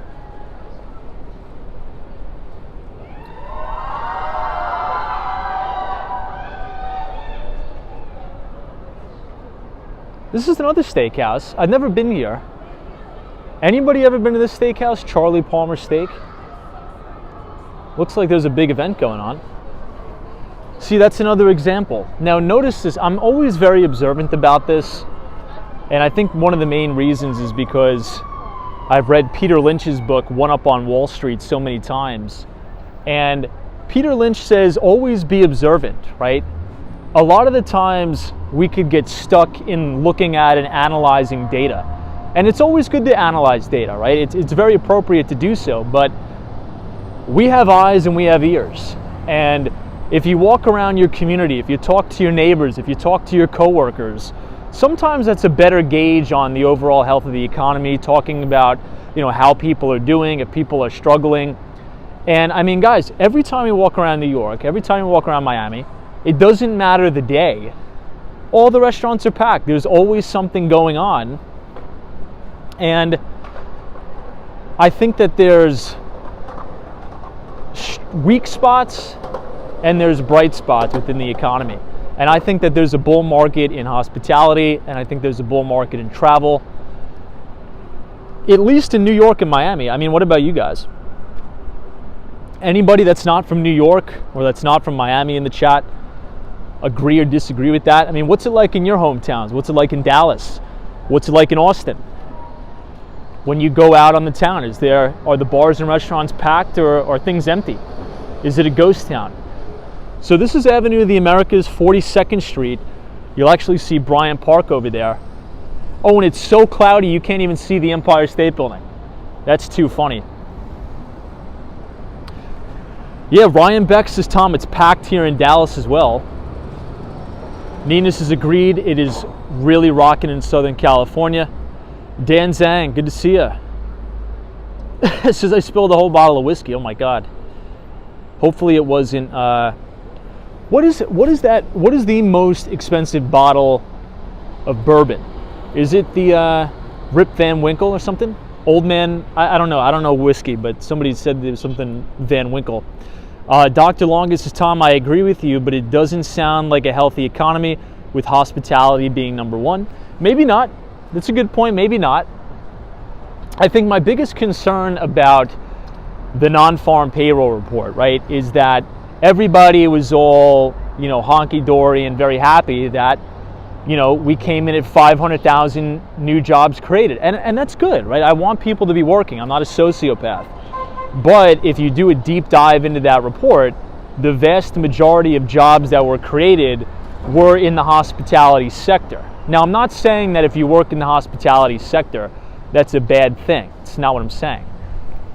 More so to Dr. Longus's point, those types of jobs tend to be, entry-level positions. In most cases, not all cases, but in most cases.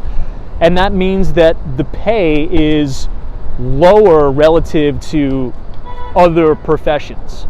So, maybe we could take this one of two ways. One of the ways we could take it, and I'll quickly turn around and show you guys Bank of America Tower, is that during the pandemic, some people are just quitting, they have money saved, and are like, look, I'll just wait tables. I don't want to have to deal with going to the office and hanging out with my boss.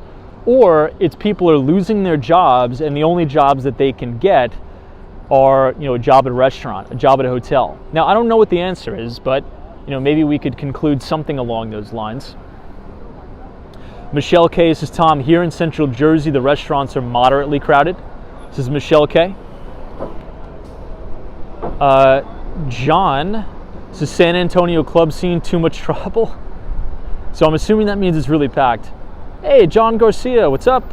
Says, love seeing New York City, the people cruising the sidewalks, more interesting than any other city to me, says John. Good to see you, John Garcia. Somebody says Seattle is packed. Two Wheel Freedoms is Pappy Van Winkle's Family Reserve. I think it's like, what, $2,000 for the bottle? Something like that. If you look across the street, this is Salesforce Tower. This is Mark Benioff's building right here. Maybe we'll continue down to the Stephen Schwartzman building. This is the New York Public Library. Hey, Ford Brown says, Tom, not to mention no retirement or benefits usually associated with them. That is also another thing I'd never thought about, really. Now, what is the law on that? I think if you work over 40 hours a week or you're full-time, I think they do need to offer you some sort of benefits, right? Whether that be healthcare or 401k, I think it's part-time. They don't have to offer you those benefits, I think. Hey, Samir, what's up? Samir M says Connecticut is packed. New Yorkers are also flocking to Connecticut. Wow. You know, Samir makes a good point. That has been something we've been seeing, especially in the finance community. Now, one of my good buddies was an analyst at a major bank here, and he actually just accepted an offer to work at a relatively small hedge fund, but it is in Connecticut, so he will be moving out of the city to live in Stamford, Connecticut. It's a lot of hedge funders up there. Let me try to wipe my lens.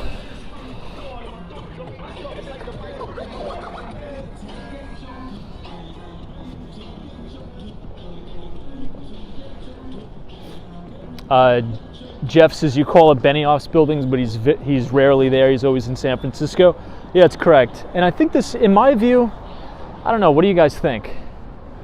I think the Salesforce Tower in San Francisco looks a little bit better than the one in New York.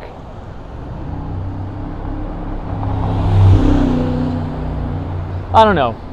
I think the Salesforce Tower in San Francisco looks a little bit better in my view. Wow, Bree Graham says, Tom, my office is trying to bring everybody back 4 days a week in May. I think they'll lose many people. Now notice what Bree Graham's just said, and I think that may be the intent. Now maybe that's a bit facetious of me, but I've worked in corporate America for a long time, like many of you, and let's just assume this, okay? Let's say if all of the corporate executives have a big meeting and they say, you know what, we want to reduce costs by 15%. That means we have to lay off X amount of people. If you lay people off, what do you have to do? You have to give them a severance. And that could cost a lot of money. We know this because of looking at Microsoft's earnings, looking at Amazon's, and looking at Alphabet's or Google. They had to pay billions and billions in severance. So, if they know that everybody wants to work remote, and they know that, you know what, if we make it a mandate for everybody to return to the office for 4 days a week, we're probably going to get the 15% of the employees that we were going to fire anyway to quit. And now we don't have to pay them anything. Now, do you think that is what's happening, or do you think that's a little bit too dark? But oh my God, guys, look at that! Christ! Oh, he's stuck. Oh, he's stuck. Oh, there's another one. He's trying. Oh, he got his friend free. Oh man. I think I just lost my appetite for a couple weeks. Man, that was a lot of rats. Damn, that was disgusting. Jeez. Oh man, and the rat was stuck in there too. What the heck? Oh man, that was so gross, dude. I'm sorry, I'm just not a big fan of rats, man. I mean, some people, I get really squeamish at that. Whew. How did he get stuck in there? God. Did you guys see that? I don't even know if I got that on camera because I was too busy looking at it. The guy was stuck. Bro was stuck in there, man. Well, it's a good thing that he got out. Hopefully he's all right. All right, let's cross Fifth Avenue here. You know, these are the things you see in New York, everybody. Welcome to New York City. It's so funny. So this is Fifth Avenue on the corner of 42nd Street. I really quickly want to show you guys one of my favorite buildings in the city. This is it right here. This is the Stephen Schwarzman building, the New York Public Library. Absolutely gorgeous. The LT prods is priceless content. You never know what you're going to see in New York, man. You never know what you're going to see in New York.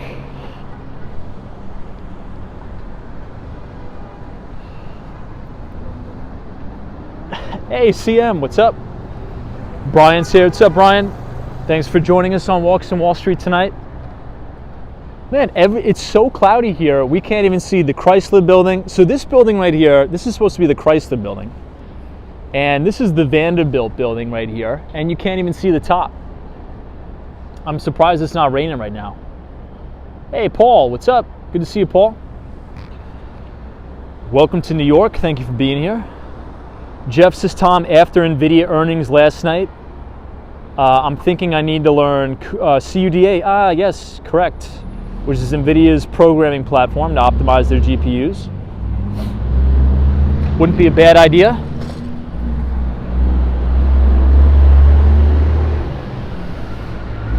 Now, NVIDIA guided poorly, was that correct? I didn't really pay too much attention to NVIDIA's earnings because I did a deep dive into Palo Alto Networks. And Palo Alto reported a great quarter. They beat on both the top and the bottom line.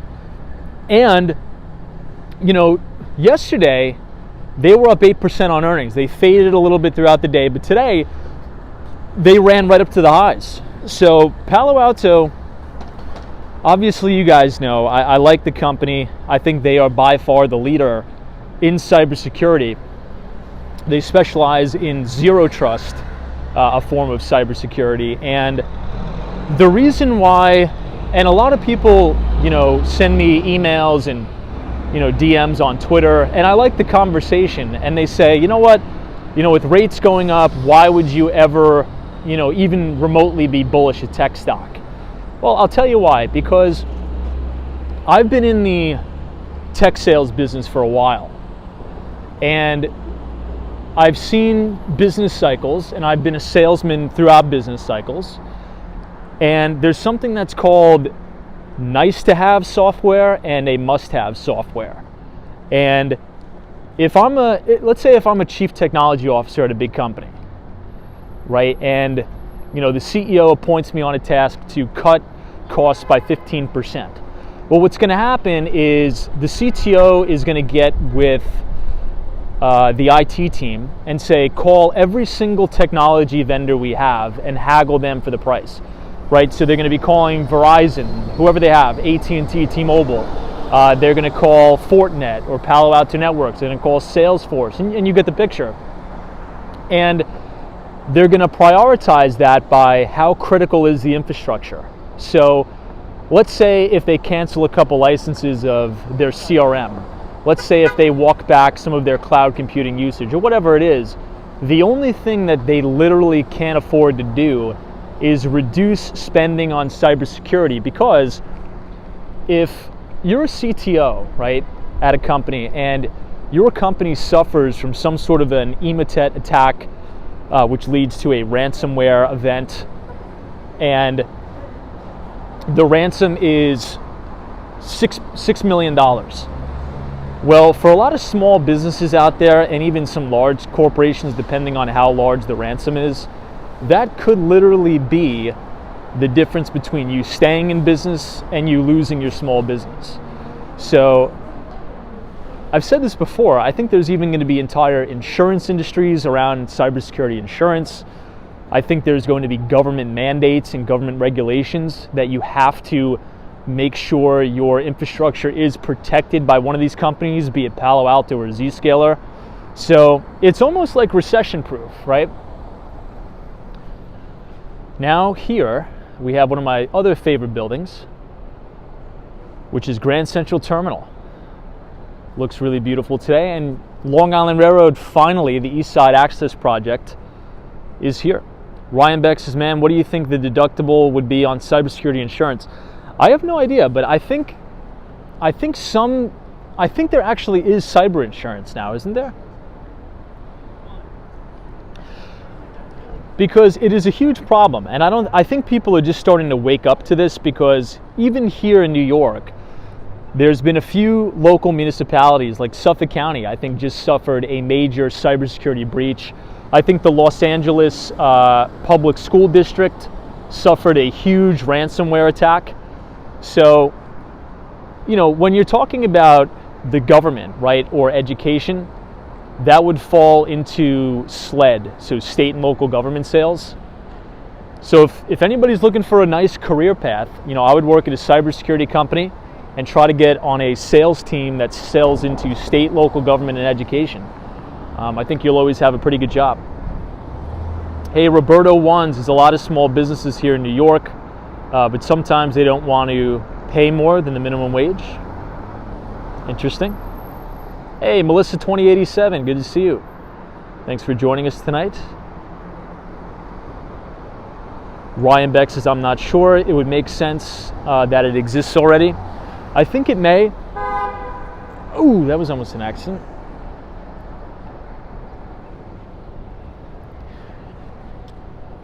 All right, so now we're crossing Vanderbilt Avenue, 42nd Street. Yogi says, do you have any cybersecurity companies in mind? Yeah, I mean, if it were me, I would apply to Palo Alto Networks. Zscaler would probably be my top two. Wow, look at this. This is an awesome shot. You have the Eagle, you have Grand Central Station, you have the Vanderbilt Avenue sign, and then in the top right-hand corner of your screen, you also have the Chrysler Building. That's a really cool shot.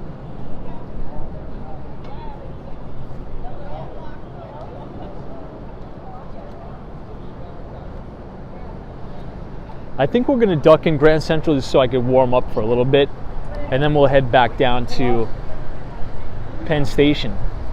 But if you guys are enjoying the live stream so far, feel free to click the like button, share the show with your friends, and subscribe to the channel if you like walking around New York City and Miami and discussing the financial markets. So let's actually go to the lower level. I don't think I've been to the East Side Access Project yet, so maybe I'll take you guys with me. I've never been myself. I think it's on the lower level, right? Yo, Fred X, what's up? Good to see you, Fred. Christina says, Tom, I love the vibe. Palo Alto is in Silicon Valley, indeed, and I respect their CEO a lot as well. I think he's one of the greatest tech CEOs of all time. Probably behind Benioff. I'm a big fan of Mark Benioff.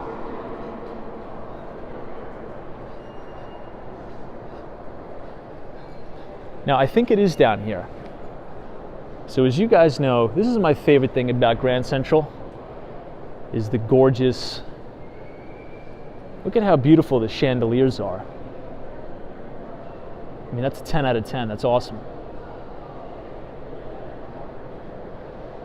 The LT Prods is my photography professor, would have loved Tom's photographic composition. I like photography, I like making videos, obviously, photography. I really like it. All right, team, we are now on the hunt for the Long Island Railroad. Full transparency, I don't know where it is. I haven't been here before. Well, I've been to Grand Central, but I haven't been to the LIRR. I know that down here is the food court. Now, I'll tell you a horror story.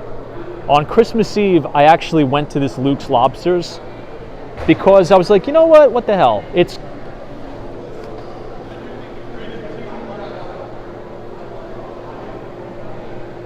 That was weird. Oh, he may be drunk, that's why. I went to this Luke's Lobsters. I spent over $80. I don't even know how that's possible, but it's expensive.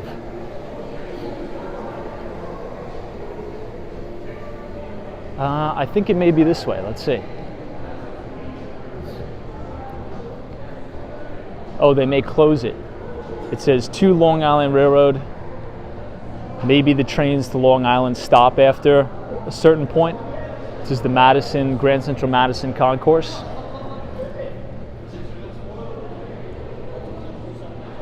I thought they run 24/7 here.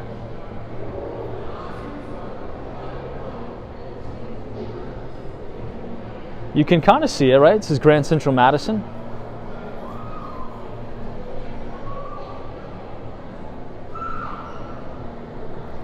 I didn't know they close it down after a certain time.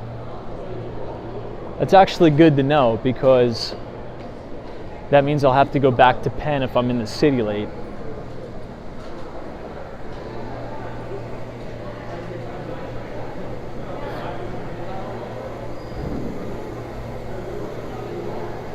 Kimmy G is here. What's up, Kimmy? Good to see you.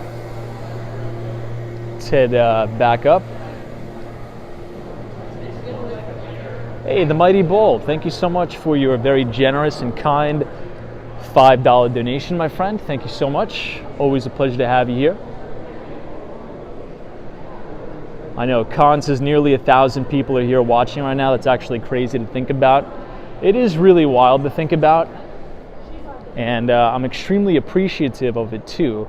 The internet is just bizarre. It's very, very bizarre. Bizarre in a good way. The way it connects people. The stream has been fantastic. I think if I could honestly say, starting Walks on Wall Street has been one of the best decisions I've ever made in my life. And it sounds crazy to say that, but it's true. You know, the amount of people that I've met here, I mean, you guys are fantastic people. You know, you'd have to be crazy not to want to be here chatting with all you guys. This is a really good bakery, Zara's Bakery. You can get a black and white cookie, but usually they're all sold out, unfortunately. Anytime after 3 p.m., these are totally sold out. Hey, Solo 401, what's up? Solo, we were going to see the World Trade Center tonight, but it's too cloudy. You can't even see the top of the Empire State Building tonight. It's so cloudy.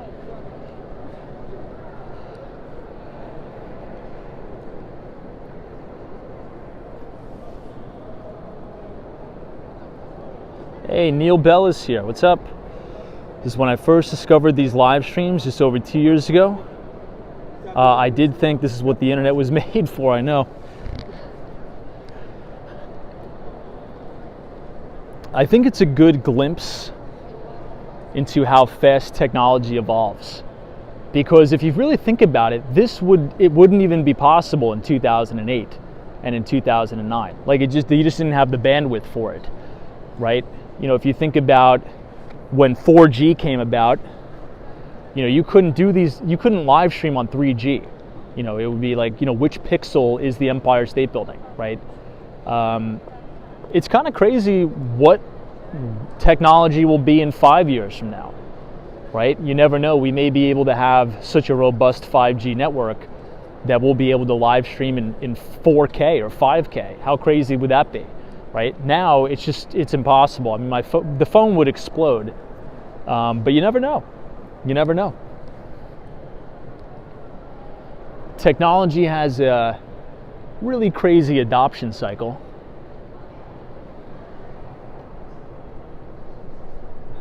Hey, Con says I started watching like 2 months ago. I'm from Queens, still learning stuff about New York City from your streams, and I feel like a podcast with a unique spin. Con, welcome from Queens. Good to see you, my friend. Appreciate you being here. Speaking of the Mighty Bull, here you have it right here. I think this is the perfect shot of it. Empire State Building. The American flag and the Mighty Bull in one shot. Pretty good.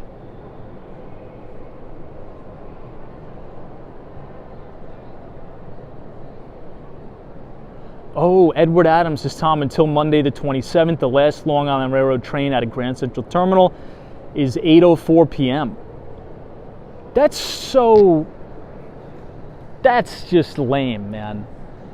Because nobody who really works, right? And yeah, let's just say that. If you come into the city and you work in, you know, finance or tech, you're not getting the train at 8 o'clock. You're getting the train at like 9 o'clock at night, 10 o'clock at night. So it almost defeats the purpose. It's way too early, 8 o'clock. You know, my previous company, I would leave the office at like 9:30. Well, maybe it's temporary. I'll have to look it up. I think Edward Adams had another, like a part 2 of his comment. So maybe after Monday it's going to go back to normal. Who knows? Well, this is Pershing Square. Every time we think about Pershing Square, I always think about Bill Ackman. You know, Bill Ackman is the founder of Pershing Square, and I think he's maybe most famously and most funny known for his big argument with another famous investor from New York, Carl Icahn, on CNBC.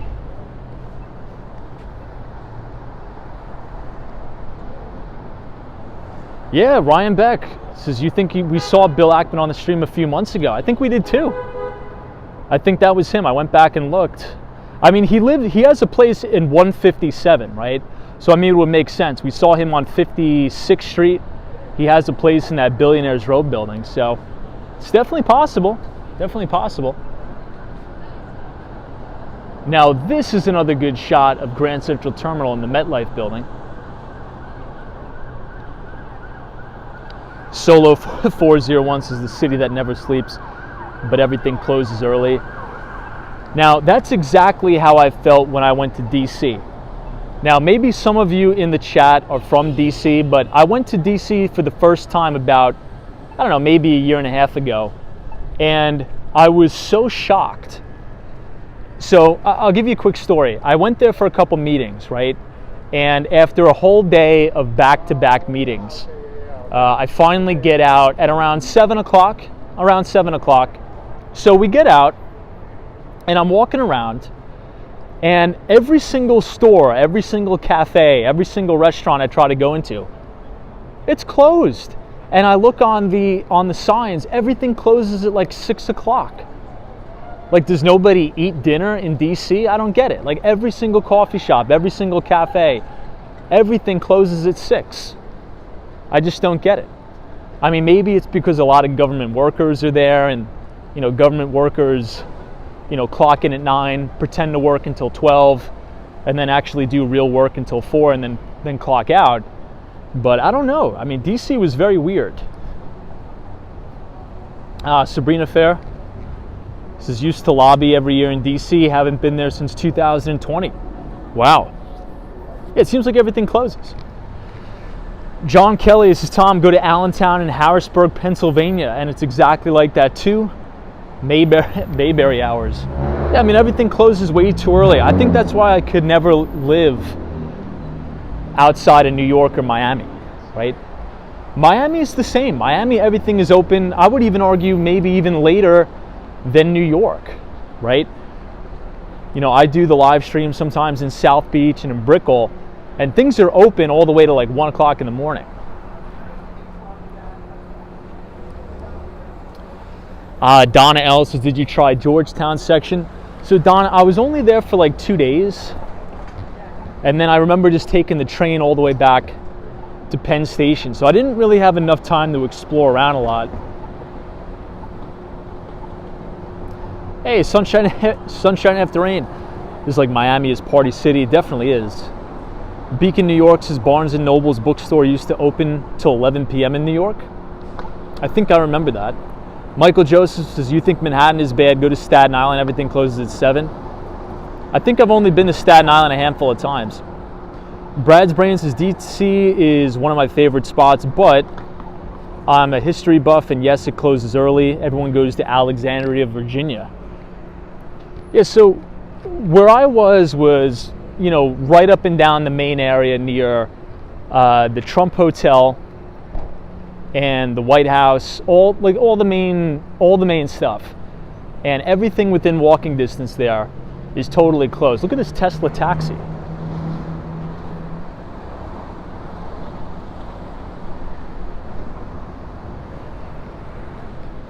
Love that. Now, I was actually reading an interesting research report from an analyst that actually covers Tesla, and they're actually projecting that margin will begin to reaccelerate. Now, Tesla hasn't really suffered too egregious margin erosion, right? We know that Tesla had, you know, about 30% gross margins. Now it's down to the higher or upper 20s, but some analysts have it projected going as high as like 36%. I don't even know how it's possible, but it's a pretty big cash cow if that's correct. Ooh, Ryan Beck says Lucid Motors took it on the teeth today. You know, Lucid Motors, it was like a $10 stock before earnings. So what's it trading at after hours now? Now, for those of you who don't know, Lucid came public via SPAC, so a special purpose acquisition company. And, you know, during the big COVID IPO boom, SPACs were pretty much just a big cash grab for everybody. Oh, Ryan Bex is not, it's an $8 stock, crazy.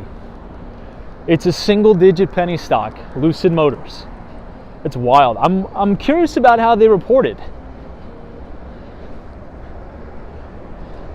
Let's make a left here. Now, I don't think my eyes are deceiving me, but I think there's a gentleman riding or straddling one of the lions. But that may just be the wind. Hey, Action Kids, as I passed by the Lucid showroom in Miami today, you're talking about the one that's right at Brickell City Center, right?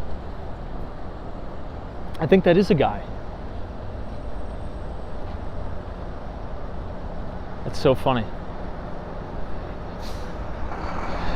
Now, AK, you said that Apple is going to be opening the largest Apple store in the world in Miami. Is that right? Was that you who sent me that? I think you're right. Let's look at this guy straddling the lion.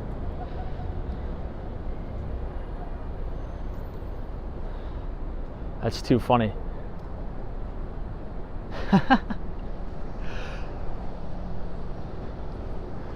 That's hilarious. Sunshine after rain, says Tom, go back. I can't. I don't want him to see me and attack me. Who knows? Keith says Lucid said lower than expected production and lower gross margins. Oh, by quite a margin. Okay. Yes, Ryan Beck. Apple was talked about a lot today, diabetes play. You're right. So I tweeted about that too. Now, there's a company that specializes in these glucose meters, and the company is called Dexcom. Now, I actually used to own that stock, quite a bit of it, by the way, a couple of years ago. I no longer own it, but let me tell you something. I think, in my view, Apple is really going to make a huge push to get into healthcare. And I think if they do that, they're going to totally dominate. And I think they will. Because think about Apple from a data collection standpoint, right? Everybody already wears the Apple Watch. You know, the Apple Health app is still pretty good. Now, think about if Apple could build out an infrastructure maybe of, you know, telemedicine, right? That would totally knock out Teladoc. They have the infrastructure to do it, right? Maybe they could go around to different primary care physicians, and you could be part of like, you know, an Apple healthcare partnership. And what I think this would be able to do, potentially, and I think this may be what Apple is doing, this may be their plan, is all of these remote wearables, right? I like to call them different IoTs, you know, Internet of Things devices. You think about like the Apple Watch, you know, now Apple is, you know, had a pretty good trial with a glucose meter. If all of that stuff could be automatically uploaded to the cloud, right, where it's encrypted and it's HIPAA compliant for your primary care physician to be able to see, well, everybody in real time will be able to have their medical records uploaded to the cloud for your primary care physician to see. So the next time you go to the doctor, you know, boom, they pull up your report and they could see any abnormalities, right? They could be able to identify if you have, you know, arrhythmia or something like that, or an irregular heartbeat. And Apple could streamline this in their own infrastructure. I think it's a pretty big play. I think it's a pretty big play. And I think Dexcom was actually down on that news. If you guys want to check it out, the company's ticker is DXCM, Dexcom. Cons is, I guess, in Apple. It keeps the doctor away. Hilarious. Hey, Clara W., thank you so much. Says you deserve more subscribers. Your live audience count to subscriber ratio is off. I appreciate that. Well, thank you for being here. Thank you for joining us. NM says Amazon has a new healthcare service that you could join for $144 a year. What does that include? I don't know what that would include, respectfully. Because from my understanding, Amazon doesn't have any wearables, right? Or any type of remote patient monitoring devices, do they? I mean, unless I'm mistaken. Now, I have a question for the chat before we go. Who owns Fitbit? Because I think a different company acquired Fitbit, didn't they? But it's just losing my mind right now. Wow, Keith says, Tom, Apple Watch can already spot arrhythmia. That's massive. I didn't even know that.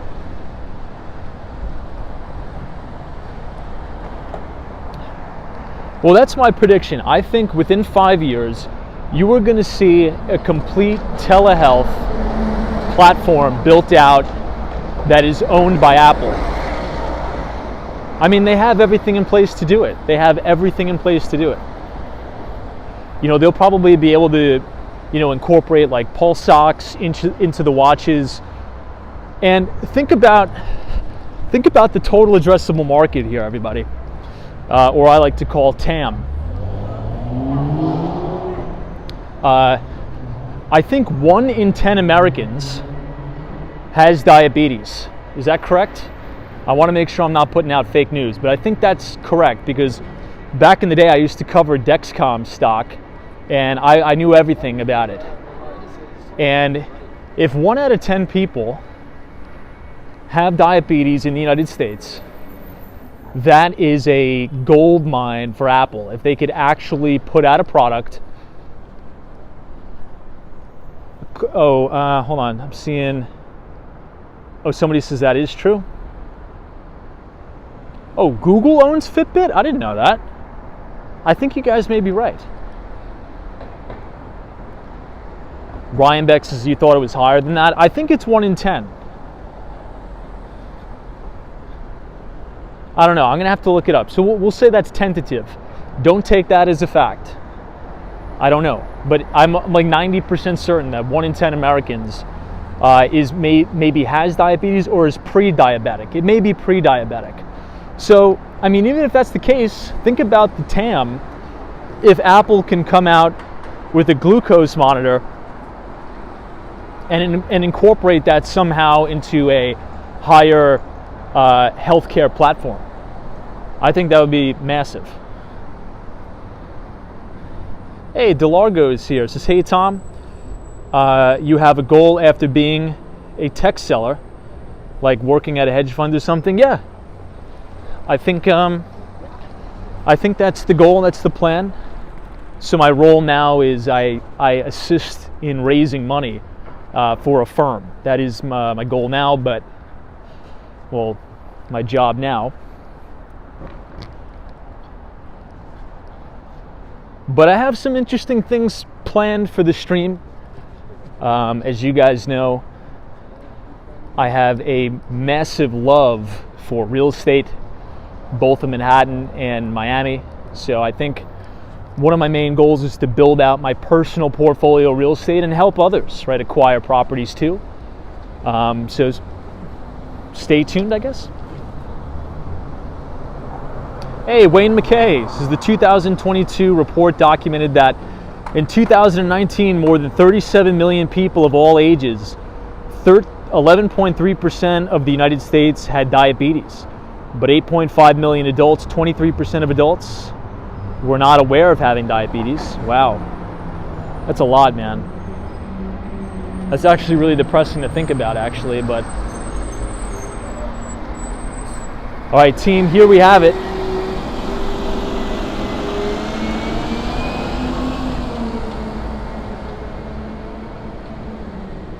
Man, that is an amazing shot of the Empire State Building.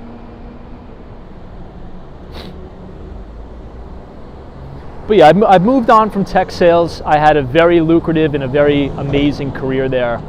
And the way I think about it is, look, I think when you're young, you really, really got to at least try to pursue what you really want to pursue at least once. Because at the end of the day, if you pursue what you want to do and if you fail at it, well, you just go back to doing what you were doing before. And tech sales is a very lucrative career. Okay, that's why a lot of the times on the live stream, we'll actually talk about, recommendations of different companies to apply for in tech and telecom sales. I think if anybody's looking or graduating college or looking for a career change, tech sales is a great career. Okay, the opportunity to make a lot of money is enormous. Okay, so I would say pursue whatever you want to do. So if it doesn't work out, I'll just go get another job selling telecom, selling software. Oh, Ed T says, Tom, VICI had great earnings today, mainly Las Vegas REIT. Interesting. Well, Ed, casinos tend to do very well during recessions.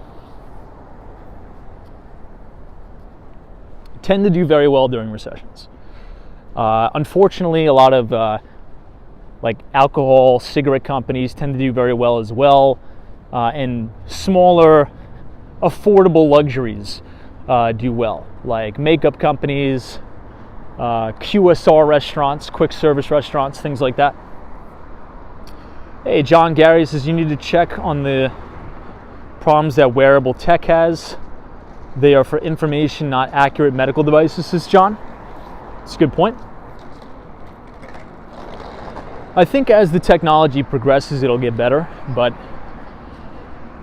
one of the things that, and I think my phone's going to die, so if we go out, I apologize, but one of the things that I used to sell, right, a lot is remote patient monitoring devices. And, we would sell a lot to primary care physicians, home health care agencies. And if you look at the data, right, a simple remote patient monitoring device could save so many lives. Because the reality is a lot of elderly folks tend to live alone. And the reason why many elderly folks are either having to go back to the hospital or unfortunately dying could be for very simple preventable things, guys. Like, they forget to take their medication, right? So if we can have remote patient monitoring devices in homes that will remind or send alerts to patients to take their medications, to do the appropriate things. And even if doctors, can have that live feed of medical data uploaded to the cloud, that's going to not only reduce the hospital remittance rates, but it's also going to save a lot of people's lives, right? You would be so surprised, unfortunately, of how many people die of very preventable things because they are elderly, they live alone, unfortunately, they don't have a home health aide there 24/7, 365. So from working in that space, it's a real eye-opener, and I'm very bullish on that space altogether for sure. All right, guys, I got to cut you loose because my phone's going to die, but we will be here tomorrow, 8:30 p.m. live from New York.